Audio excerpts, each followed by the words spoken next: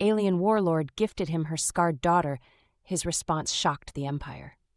Jackson Pierce had negotiated treaties on 17 worlds, but none had opened with an insult quite this blatant. Warlord Krael reclined on her command throne, fingers drumming against metal armrests that had seen centuries of use. The throne room stretched vast and cold around them, all gunmetal surfaces and harsh lighting that cast sharp shadows across the assembled court. Her officers lined the walls in rigid formation, their emerald skin and pointed ears marking them as her species, the Vakrine Empire's military elite. "The terms are acceptable," Krael said, her voice carrying the rasp of someone who'd spent decades issuing orders over battlefield communications. "Earth's agricultural technology for our mining rights in the outer belts. Standard exchange." Jackson kept his expression neutral, though Thomas shifted slightly beside him. They both knew what came next. Intelligence had warned him, but theory differed vastly from practice.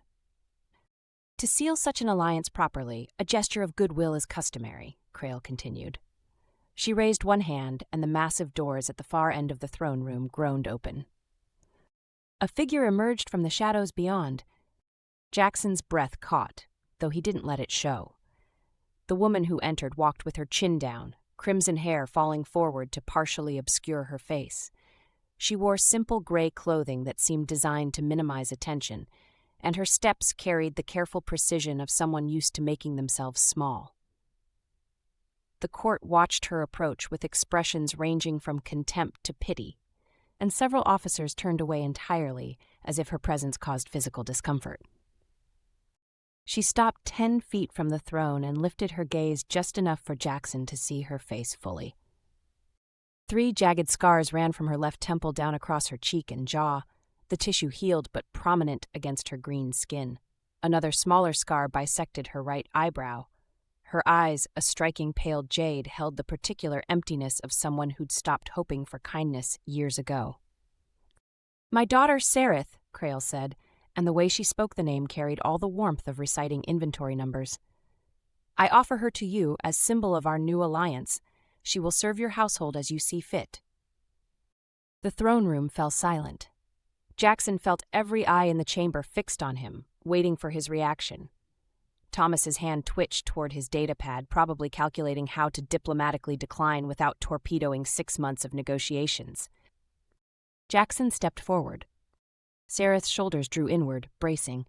Her jaw tightened, and he watched her fingers curl into fists at her sides, preparing for rejection, dismissal, or worse. He stopped directly in front of her and extended his hand. "It's an honor to meet you, Serith," he said, keeping his voice level and warm. "Thank you for agreeing to this." Her eyes snapped up to his face, confusion breaking through the careful blankness of her expression. She stared at his outstretched hand as if he'd offered her a live grenade. Behind him, someone in the court made a sound between a gasp and a laugh. "You accept?" Krael's voice sharpened. "She is scarred, damaged, not suitable for—" "I accept with gratitude," Jackson said, not looking away from Serith. "Your daughter is a generous gift, and I'm honored by your trust." Serith's hand trembled as she slowly raised it to meet his. Her fingers were cold when they touched his palm, and he clasped them gently, feeling the slight calluses that suggested she hadn't spent her life idle despite her mother's dismissal. The whispers started immediately, rippling through the assembled officers like wind through grass. Jackson heard fragments. Impossible, madness, the human must be defective, but he kept his attention on Serith. Her lips had parted slightly, breath coming faster, and he could see the rapid pulse at her throat. "The alliance is sealed then," Krael said, standing abruptly. Her expression had shifted from smug satisfaction to something harder to read, suspicion perhaps, or the first stirrings of concern. "My staff will transfer the relevant files to your ship. You're dismissed." Jackson bowed slightly, proper diplomatic protocol, then turned to Serith. He hadn't released her hand. "Shall we?" he asked quietly. She nodded, mute, and let him guide her toward the exit. Thomas fell into step behind them, his diplomatic training keeping his face professionally blank, despite the shocked murmurs that followed their departure. The walk through the fortress corridors felt endless. Serith kept her head down, hair falling forward again, and Jackson noticed how she angled herself to keep her scarred side away from passing soldiers. Each time they encountered someone, she flinched minutely, shoulders hunching as if expecting a blow. They reached the guest quarters assigned to the Earth delegation, a suite of rooms that managed to be both luxurious and coldly impersonal. Thomas excused himself immediately, citing paperwork that needed filing, though Jackson suspected his aides simply recognized the need for privacy. The door sealed behind them with a soft hiss. Serith stood in the center of the main room, arms wrapped around herself. She still hadn't spoken a word. Jackson moved to the sitting area and gestured to one of the low couches. "Please sit, you must be exhausted." She stared at him, then at the couch, then back at him. Her jaw worked as if she were trying to force words past some physical barrier. "I don't understand," she finally whispered. Her voice carried a melodic quality, unused and uncertain. "Why did you accept? My mother expected you to refuse. She wanted you to refuse. It would have given her leverage to renegotiate the mining rights." Jackson settled into the opposite couch, deliberately keeping distance between them. "I accepted because I wanted to," he said simply. "But She lifted one hand to her scarred cheek, the gesture automatic and well-worn. "I'm ruined. Unmarriageable. Everyone knows it. The accident in the training yards when I was 16, it marked me as careless, weak." "The accident that left 3 jagged scars and you still breathing?" Jackson leaned forward slightly. "That doesn't sound weak to me. That sounds like survival." Her hand dropped. She searched his face with an intensity that felt almost physical, looking for the deception, the cruelty, the inevitable disappointment. He let her look, keeping his expression open. "I don't believe you," she said, but her voice wavered. "That's fair. You don't know me yet." He stood, moving to a side table where refreshments had been laid out. "Are you hungry? Thirsty?" "What happens now?" The question came out sharp, defensive. "You accepted me. I'm yours. So what do you want? Do you want me to—" She stopped, swallowing hard. "Just tell me what you expect." Jackson poured 2 glasses of water and brought one to her, setting it on the low table within easy reach. "Right now, I expect you might want to sit down and catch your breath," he said. "Everything else we can figure out together." "Together?" She repeated the word as if testing its weight. "I'm not interested in property or servants, Serith. I'm interested in people." He returned to his seat. "So how about we start simple? What do you want?" The question seemed to break something in her. Her eyes widened, and for a moment he thought she might cry. Instead, she sank slowly onto the couch, reaching for the water glass with shaking hands. "No one's ever asked me that before," she whispered. Jackson smiled. "Then I'm glad I get to be the first." 3 days passed in a strange suspension of reality. Jackson had cleared his schedule of all but essential diplomatic communications, delegating most coordination work to Thomas. The official story was that he needed time to integrate his new household arrangement, vague enough to satisfy protocol without inviting questions he wasn't ready to answer. Serith moved through the quarters like a ghost, testing the boundaries of haunting. The first morning he'd woken to find her standing in the corner of the main room, perfectly still, as if she'd been there all night.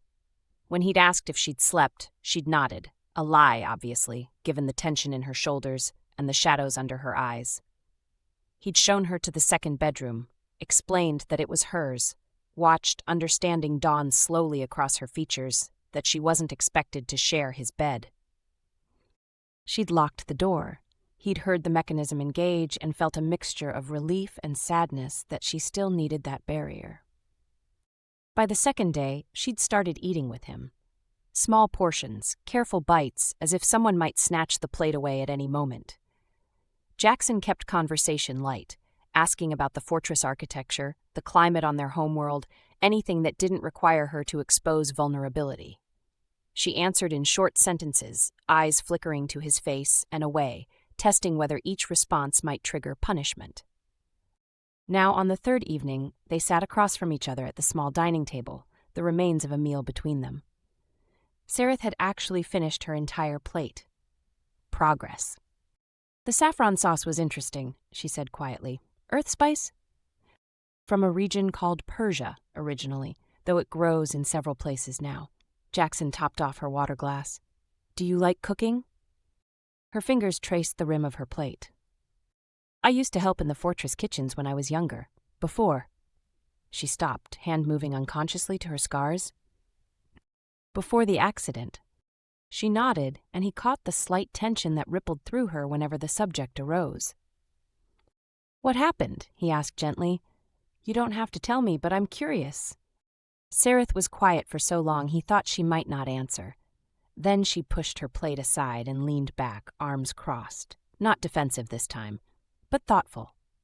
Training exercise, live weapons, full combat scenario. I was 16, trying to prove myself worthy of the officer track. Her voice steadied as she spoke, finding rhythm in the familiar story. My partner's plasma rifle malfunctioned during close quarters drill. Overheated and exploded. Should have killed us both. But you got her out. Her eyes snapped to his. How did you know? Because you're alive, and you said us both. If you'd run, only one person would have been hurt. Jackson leaned forward. What happened to your partner? Minor burns. She recovered fully. Serith's jaw tightened. She's a commander now. Fast-tracked through officer training. We don't speak. And you? I was removed from combat training. The scars marked me as careless, and carelessness cannot be tolerated in Vakreen military culture. My mother refused to authorize reconstructive surgery, said I needed to live with the consequences of my failure. The bitterness in her voice cut through the room's stillness. Jackson stood and moved around the table. Serith tensed but didn't retreat as he settled into the chair beside her rather than across from her. Close enough now that he could see the fine details of her scars, the way they'd healed slightly raised, the subtle difference in skin texture. May I? He asked, raising his hand slowly. She froze, breath-catching. Her eyes searched his face with that same desperate intensity from 3 days ago, looking for the trap, the cruelty, the inevitable disappointment. He waited, hands suspended in the air between them, letting her choose. Finally, she gave the smallest nod. Jackson traced one finger along the longest scar, starting at her temple and following the line down across her cheekbone. Her skin felt warm under his touch, and he felt her sharp intake of breath. The scar tissue had a different texture, smoother in some places, slightly rougher in others, but it was just part of her landscape, no more shameful than the curve of her jaw or the point of her ear. These tell a story about someone who sacrificed herself to save another person, he said quietly. That's not failure, Serith. That's heroism. Her eyes had gone glassy, and when she blinked, a tear tracked down her cheek, directly along the path his finger had just traced. You don't mean that, she whispered, but there was no conviction in it now. I do. He let his hand fall but didn't move away. And I think part of you knows I do. She turned her face toward him fully for the first time, no longer angling to hide her scars. The vulnerability in that simple motion made his chest tighten. Why? The question came out raw. Why are you being kind to me? What do you want from this? Honestly?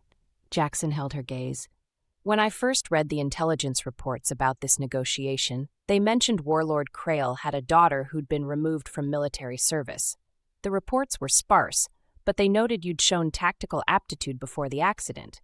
I was curious.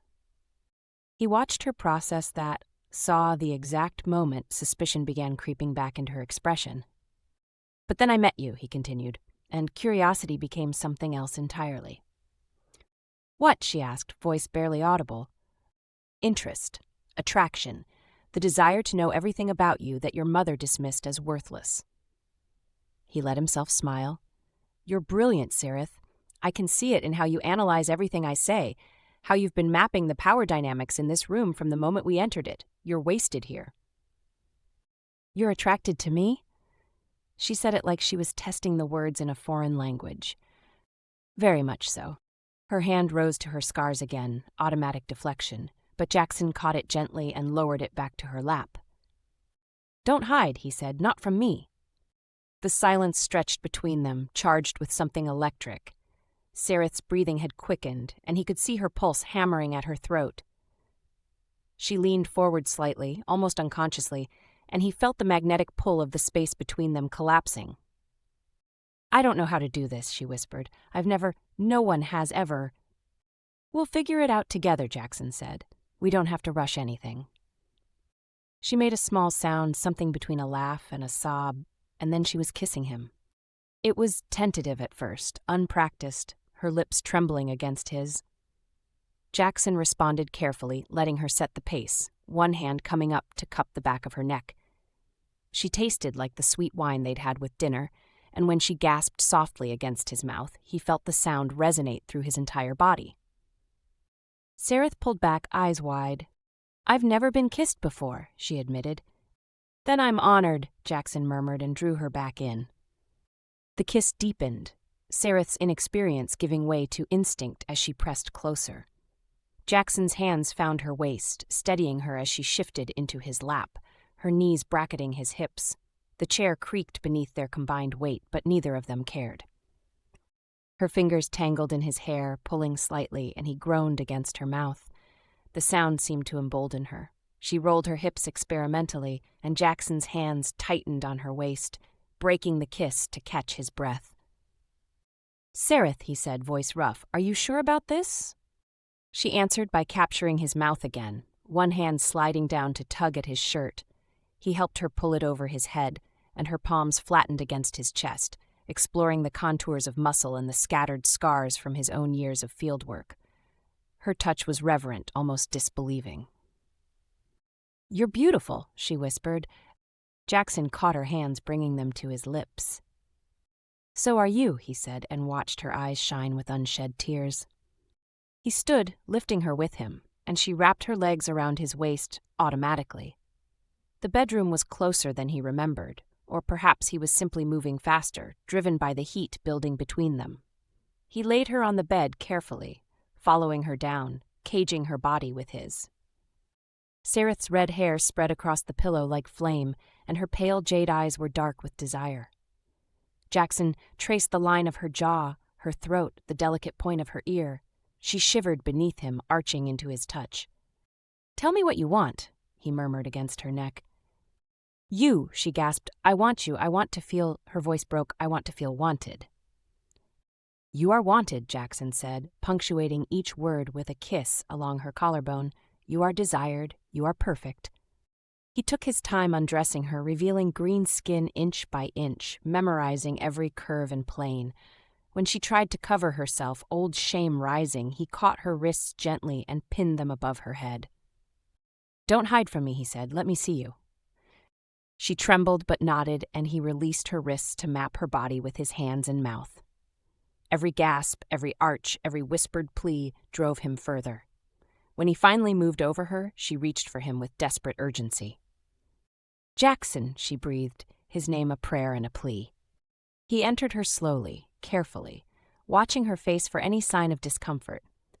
She tensed initially, breath-catching, but then her body relaxed and accepted him. Her hands gripped his shoulders, nails digging into his skin as he began to move. The rhythm built between them, finding synchronization. Serith's head fell back, exposing the long line of her throat, and Jackson kissed the pulse point there, feeling it race beneath his lips. She wrapped her legs around him, pulling him deeper, chasing sensation with single-minded focus. That's it, he encouraged, one hand sliding between them to stroke where they joined. Take what you need. She shattered around him with a cry, her entire body tensing and then releasing in waves. Jackson followed moments later, burying his face in her neck as pleasure rolled through him. They lay tangled together afterward, sweat cooling on their skin. Serith's fingers traced idle patterns on his back, and he felt her breathing gradually slow. When he shifted to move off her, she made a sound of protest and tightened her hold. Stay, she whispered, please. So he did, adjusting them until she was curled against his side, her head on his chest. Her hair tickled his jaw, and he stroked it absently, feeling a contentment he hadn't experienced in years. That was, Serith started, then stopped. I don't have words. Neither do I, Jackson admitted, smiling. She tilted her head to look up at him, and in her eyes he saw wonder mixing with something deeper, the beginning of trust, maybe even love. They fell asleep, wrapped around each other. Jackson woke to pale morning light filtering through the window and Serith's absence from the bed. He sat up, instantly alert, and spotted her standing near his diplomatic case, the secure container where he kept classified files. She held a data tablet in her hands, screen glowing. His stomach dropped. "Serith?" She turned, and the look on her face made his chest tighten. Betrayal, confusion, and hurt warred in her expression. "Intelligence Report 7734B," she read, voice shaking. "Warlord Krael, primary target for alliance negotiation. Secondary asset identified, daughter, Serith, age 24, removed from military service following training accident. Preliminary assessment suggests high tactical aptitude despite dismissal from officer track. Recommendation: pursue alliance with focus on acquiring secondary asset for potential intelligence value." She looked up, tears streaming down her face. "You knew," she said. "Before you ever came here, you knew about me. You specifically targeted this alliance because of me." Jackson stood, reaching for his discarded clothes. "Let me explain." "Explain what?" Her voice rose. "That everything last night was a lie? That you wanted me for my tactical value, not because you actually—" She broke off, pressing her free hand to her mouth. "Gods, I'm so stupid. Of course it was strategy. Why else would someone like you want someone like me?" "That's not true," Jackson said firmly, moving toward her. "Yes, I knew about you before I arrived. Yes, the initial interest was partly strategic. But everything I said last night, everything I feel for you, that's real, Serith." She backed away from him, shaking her head. "How can I believe that? How can I believe anything you say when you started this entire relationship based on manipulation?" "I never manipulated you," he said. "I gave you choices. I let you set the pace. Everything that happened between us, you wanted it too." "Because you made me want it." She hurled the tablet at the wall, and it shattered against the metal surface. "You said all the right things, touched me the right way, made me feel special for the first time in my life, and it was all just another negotiation tactic." "Serith, please." "Don't," she said, voice breaking. "Don't say my name like that. Don't pretend you care." The door chimed, and Thomas's voice came through the intercom. "Ambassador Pierce? We have a situation. Vorath has called an emergency council session. He's challenging the alliance terms." Jackson cursed under his breath. "I'll be right there," he called back, then turned to Serith. "We need to finish this conversation." "There's nothing to finish," she said, wrapping her arms around herself. "You got what you wanted. You have your alliance and your tactical asset. Mission accomplished." "That's not—" He stopped, frustration warring with understanding. She'd spent years being dismissed and devalued. Of course she'd assumed the worst. "I'm not going anywhere, Serith. When I get back, we're going to talk about this properly." She turned away, presenting him with her back, a clear dismissal. Jackson dressed quickly, his mind already splitting between personal crisis and political emergency. As he reached the door, he looked back at her. "I meant everything I said," he told her quietly, "whether you believe me or not." She didn't respond, and he had no choice but to leave. The council chamber was chaos contained by protocol. Vorath stood at the central podium, his dark purple skin nearly black in the harsh lighting. Behind him, 3 other court members formed a united front, all traditional faction, all opposed to Earth's growing influence in Vakrin's space. Warlord Krael sat in her elevated seat, expression unreadable as she watched Jackson enter. "Ambassador Pierce," Vorath said, his voice carrying artificial warmth. "How generous of you to join us. I trust your new household arrangement hasn't been too distracting." Murmurs rippled through the assembled officials. Jackson kept his face neutral as he took his position at the human delegation's stand, Thomas sliding into place beside him with a data pad. "What's the emergency?" Jackson asked. "I've received concerning intelligence," Vorath said, activating the chamber's central display, "regarding the true nature of your interest in our alliance."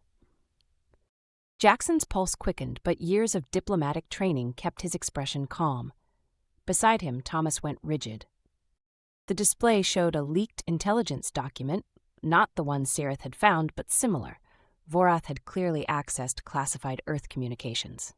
It appears, Vorath continued, that Earth's primary interest in this alliance was not agricultural exchange or mining rights, but rather acquisition of a specific individual with tactical knowledge of Vakreen military operations. The chamber erupted. Officers shouted questions, accusations flew, and Krael's expression shifted from neutral to dangerously cold. "Is this true, Ambassador?" she asked, her voice cutting through the noise like a blade. Jackson weighed his options. Deny it and risk being exposed as a liar, admit it and validate every suspicion Serith now had about his motives. "The intelligence is accurate," he said finally, "but incomplete." Vorath smiled. "Please enlighten us." "Earth's initial interest in this alliance was multifaceted," Jackson said, choosing each word carefully. "Yes, we were aware of Serith's tactical abilities and the waste of dismissing her based on physical appearance. Yes, we saw potential value in offering her opportunities unavailable here. But reducing that interest to mere intelligence gathering is both inaccurate and insulting." "Insulting?" Krael leaned forward. "You targeted my daughter as an asset." "I targeted this alliance because it benefits both our peoples," Jackson corrected. "The agricultural technology transfer alone will improve food production across 3 Vakreen colonies. The mining rights give Earth access to resources we desperately need. Those benefits are real, regardless of any secondary considerations." "Secondary considerations," Vorath repeated mockingly. "Is that what you call seducing a warlord's daughter?" The accusation hung in the air. Jackson felt every eye in the chamber fixed on him, waiting for his response. Thomas's hand moved slightly toward his sidearm, subtle, but Jackson caught it. They were one wrong word from this turning violent. "My personal relationship with Serith is not up for debate," Jackson said quietly, but with steel underneath. "It's also not relevant to the terms of our alliance." "Not relevant?" Vorath gestured at the display. "You admitted targeting her specifically. Everything about this alliance is tainted by deception." "Then let me be perfectly clear," Jackson said, stepping away from his podium and toward the center of the chamber. The movement drew gasps. Approaching the warlord's seat without permission violated protocol. He didn't care. "Yes, I knew about Serith before arriving. Yes, I structured this negotiation with her in mind. But not because I wanted to use her. Because I wanted to offer her a choice." Krael's hand moved to the weapon at her side. "Explain." "Your daughter saved someone's life at 16 and was punished for it," Jackson said, directing his words to Krael, but speaking loud enough for the entire chamber to hear. "She showed tactical brilliance and was dismissed because of scars that prove her courage. She's spent 8 years being told she's worthless, when anyone with eyes can see she's extraordinary. I didn't come here to exploit that. I came here to give her a chance to be valued." "How noble," Vorath sneered. "And if she refused, if she wasn't interested in your generous offer?" "Then I would have negotiated the alliance on its own merits and returned to Earth," Jackson said. "Her participation was always her choice." "Was it?" Krael stood, descending from her elevated seat. She was tall, muscular, radiating barely controlled violence. "You accepted her as a gift. In our culture, that makes her your property. Where exactly was her choice in that arrangement?" Jackson held his ground as she approached. "I accepted because refusing would have humiliated her further," he said. "But I gave her autonomy the moment we were alone.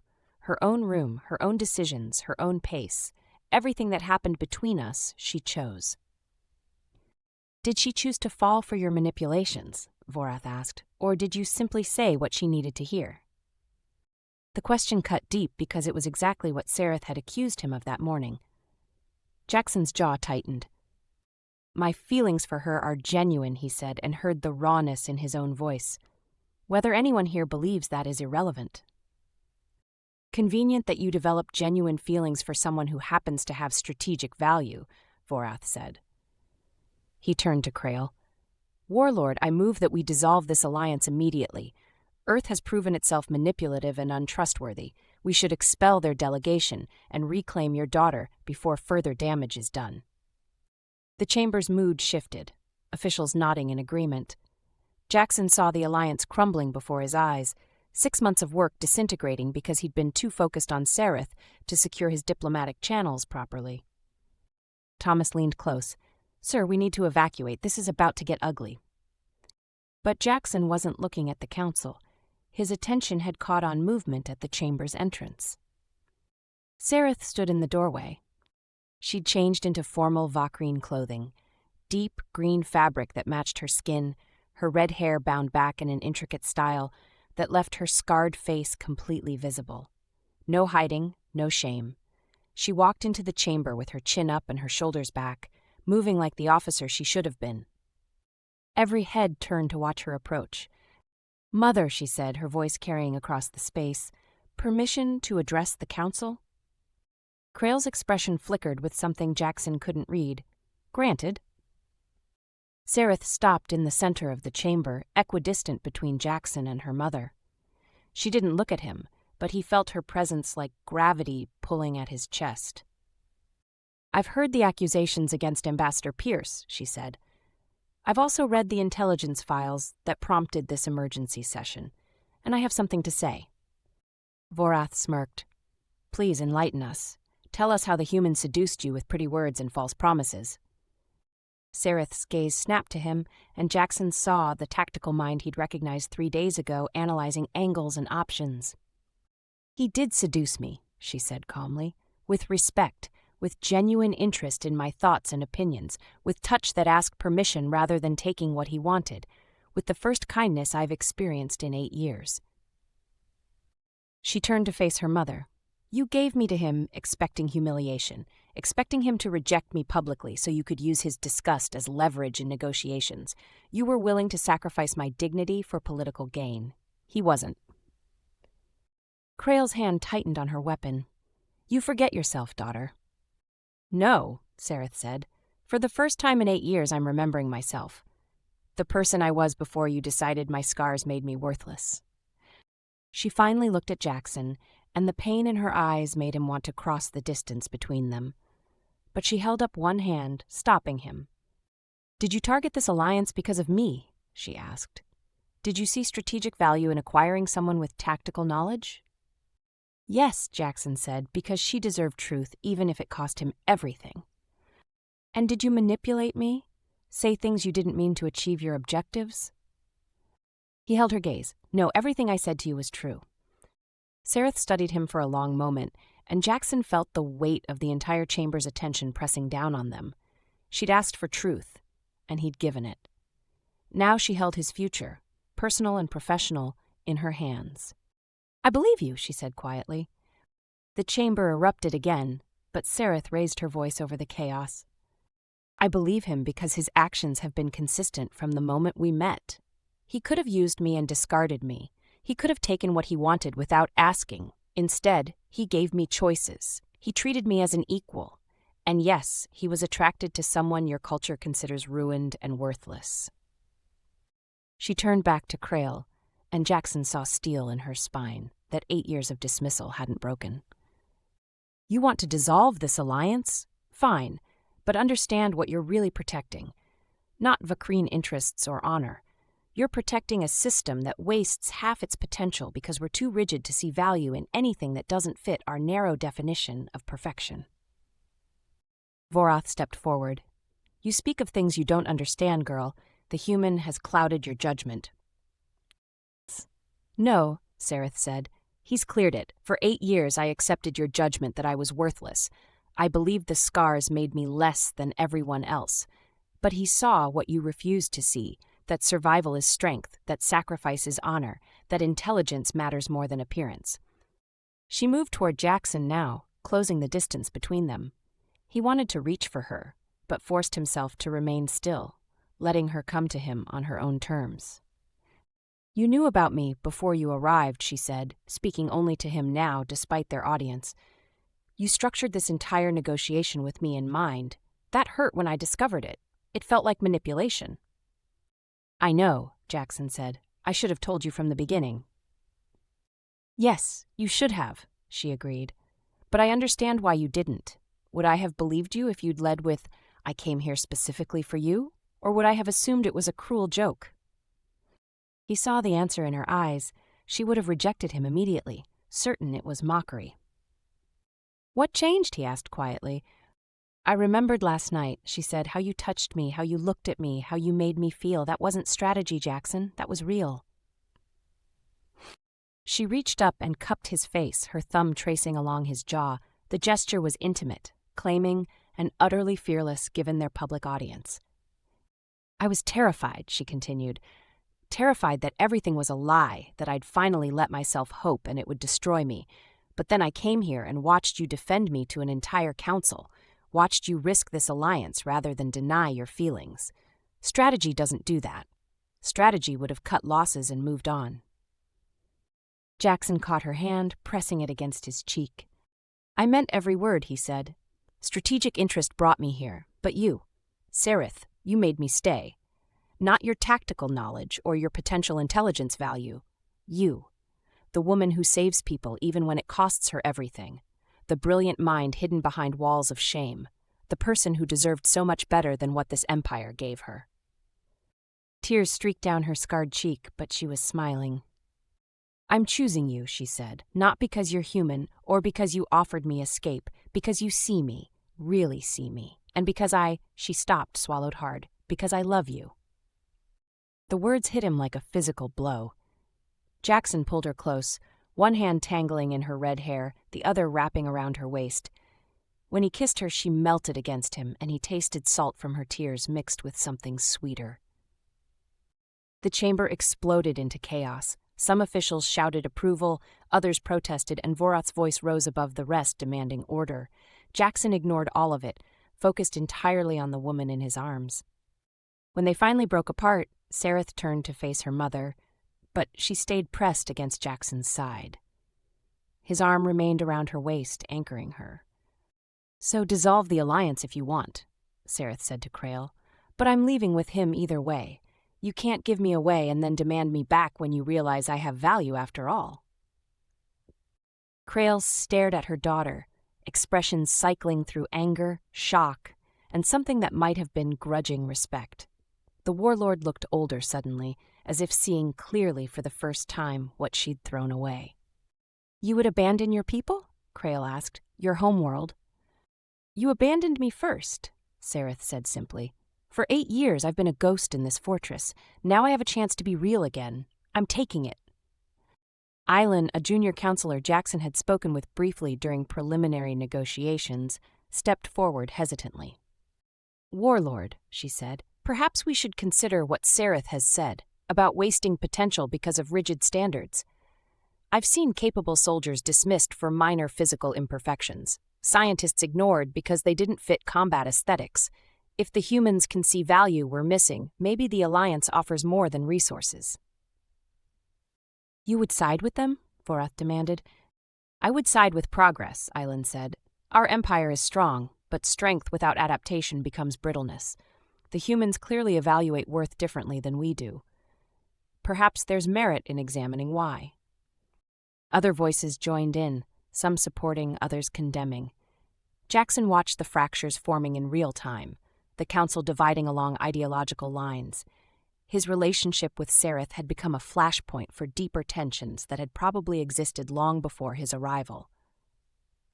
Krael raised one hand, and silence fell immediately.